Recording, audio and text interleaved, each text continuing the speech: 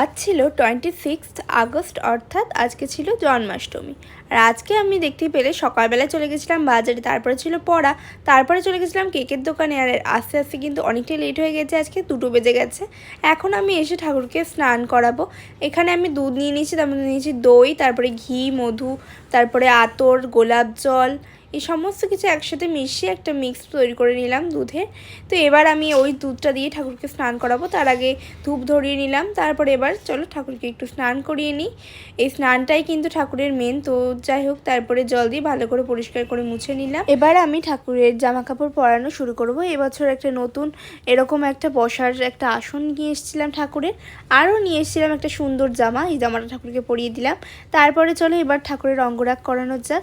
বিভিন্ন রকমের অলংকার দিয়ে ঠাকুরকে সাজালাম। সবটাই 1 মিনিটের ভিডিওতে দেখানো সম্ভব হলো না, তাই বাকিটা আসছে নেক্সট পার্টে। ততক্ষণের জন্য সাথে থাকতে হলে অবশ্যই কিন্তু চ্যানেলটা সাবস্ক্রাইব করে দাও। বাই।